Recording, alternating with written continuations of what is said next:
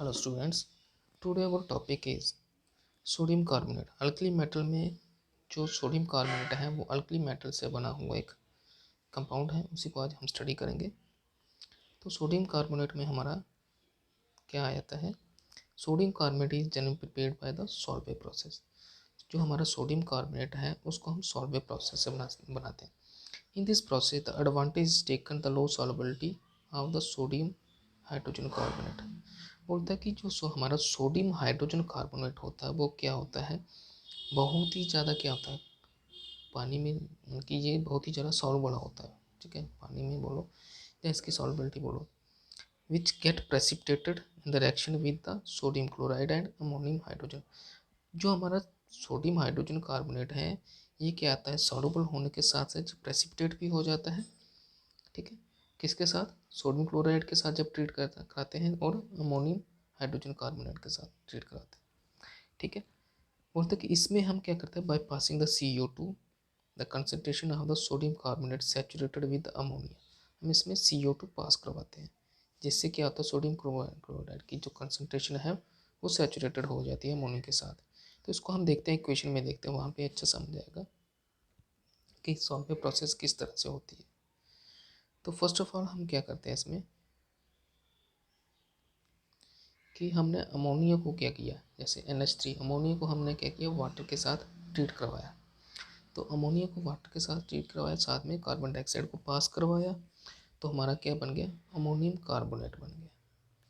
Okay, अब जब हमारा अमोनियम कार्बोनेट बना है तो उसको हम वाटर के साथ ट्रीट करते हैं फिर से, और साथ में कार्बन डाइऑक्साइड को पास करवाते हैं, तो हमारा बन जाता है अमोनियम हाइड्रोजन कार्बोनेट।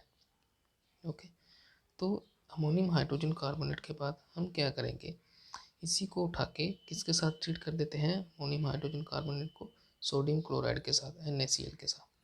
तो जो हमारा प्रोडक्ट बनेगा वो क्या बनेगा, अमोनियम क्लोराइड और साथ में सोडियम हाइड्रोजन कार्बोनेट। ओके, तो इस सोडियम हाइड्रोजन कार्बोनेट को हम क्या करते हैं, उठाते हैं और क्या करते हैं, इसको हीट कर देते हैं। ठीक है, जब हम sodium hydrogen carbonate crystal separate these heater to give the sodium carbonate. जब इसको हम हीट करते हैं, ठीक है, हीट करते हैं तो ये हमें क्या देता है, सोडियम कार्बोनेट साथ में carbon dioxide with water. Okay, अब देखो ये बोलता है कि इस रिएक्शन में जो हमारा अमोनिया होता है, ठीक है, अमोनिया होता है उसको हम रिकवर कर सकते हैं। कैसे रिकवर होता है, ammonia is recovered when the solution containing NaCl, उस सॉल्यूशन जिस सॉल्यूशन में NH4Cl होता है उसको हम क्या करते हैं, सोडियम क्लोराइड कैल्शियम हाइड्रोक्साइड से क्या करते हैं, ट्रीट करवा देते हैं। और ये हमें क्या देता है, अमोनिया दे देता है, कैल्शियम क्लोराइड दे देता है और साथ में वाटर दे देता है। तो मतलब क्या हुआ कि हम अमोनिया को दोबारा से रिकवर कर सकते हैं इस पूरी सॉल्वे प्रोसेस में, और हम सोडियम कार्बोनेट को भी बना सकते हैं।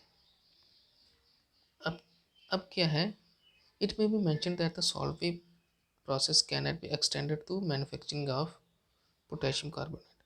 देखो पोटेशियम और सोडियम एक ही ग्रुप के एलिमेंट है, तो ये बोल रहे हैं कि अगर हम सोडियम कार्बोनेट को क्या कर सकते हैं, बना लेते हैं, तो पोटेशियम कार्बोनेट को क्यों नहीं बना सकते सॉल्वे प्रोसेस से।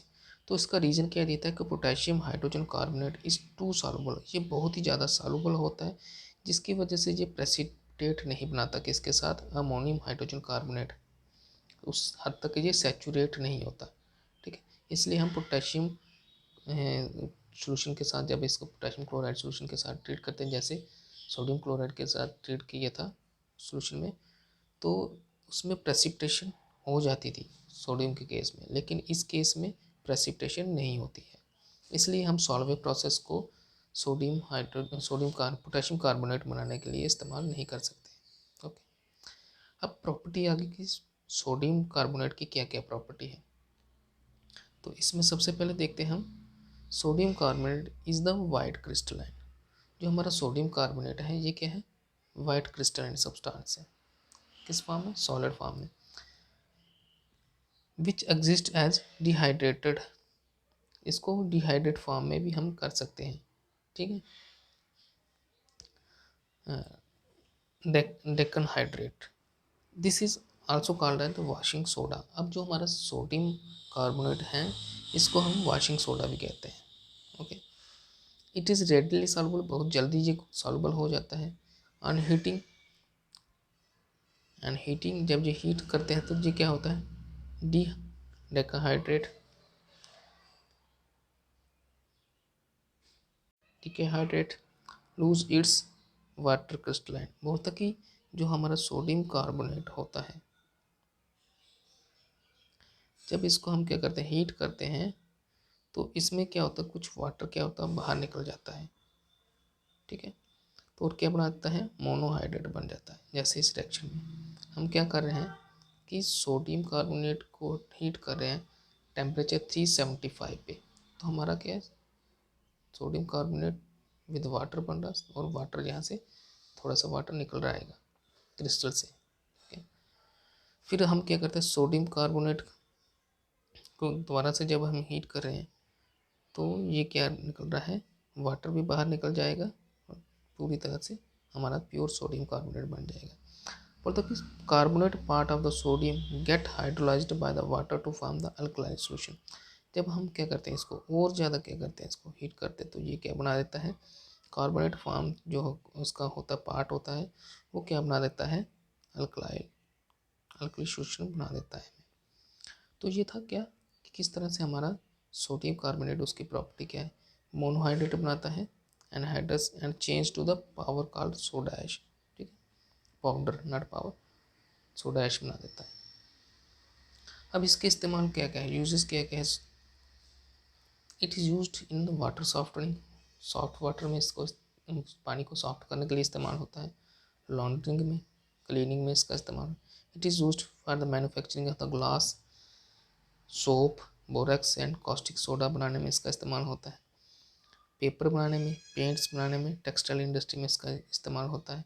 लेबॉर्ट्री में एज ए रीजेंट की तरह काम करता है। ठीक है, for qualitative and quantitative analysis. तो ये कि हमारा सोडियम कार्बोनेट का ही सारा इस्तेमाल है, यूज है। तो आज के लिए इतना ही। Thank you, have a good day.